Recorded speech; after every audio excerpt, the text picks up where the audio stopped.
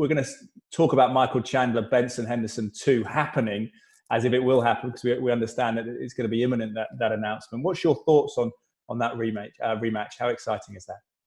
Man, that was such a good fight. I was so lucky I got to referee that fight, the first one. It was so good. The one thing that Benson Henderson, he's so durable and he's so tough, but he starts slow. It's always, if you watch, he always loses the first round of a fight. It's like he takes time to warm up and get himself going. So the one question I have, the last fight they had, it was a 5-round fight because Chandler was the champion, and Benson was definitely coming on at the end of that fight, and definitely won the 5th round and was putting it on Mike. So being a 3-round fight, Benson has got to start fast. He can't give away that first round. It could be that Mike wins the first round, but he can't give it away. He's got to go after him. He's got to create situations and possibilities and make Chandler have problems, make him confused at times in that first opening round. It's a very important round in my mind for that fight. Chandler's explosive. He's good. His wrestling is good. His stand-up, man, he's got power. He is fast.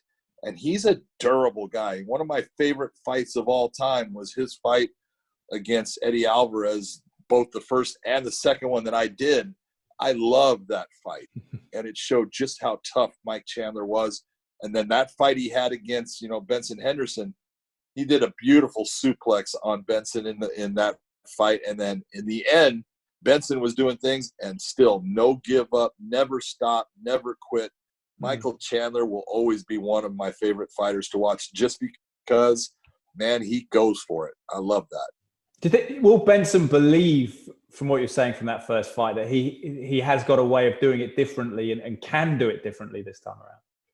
I do believe that Benson is going to go back. He knows what occurred in that fight. He felt it. And Benson actually thought he won that fight. And I'm not saying, he might not have. It was a close fight. But being that the fact that he's been in the cage with Mike, now he knows where Mike is strong. He knows what he does. He knows what he's good at. And he knows what was working against him. And what he needs to do is go out and establish those same things in the first round and push this fight in that direction, and he can be successful. Yeah, well, look forward to that rematch. It's interesting. Scott Coker was very candid with us about fighters potentially coming out of contract. There's a Michael Chandler situation. He said we'll look at that potentially after the next match. But he did say that the financial realities of the coronavirus and the lack of fans and tickets being sold will impact negotiations.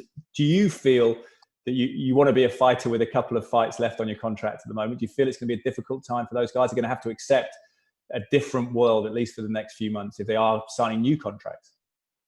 And, it does have an impact when you're sitting there saying, hey, man, I put butts in seats. There's no butts being put in the seats because they can't. So right now, if you want that big contract, it's really in a position they're going to say, hey, man, no one's putting butts in seats right now. We don't even know when that's going to happen.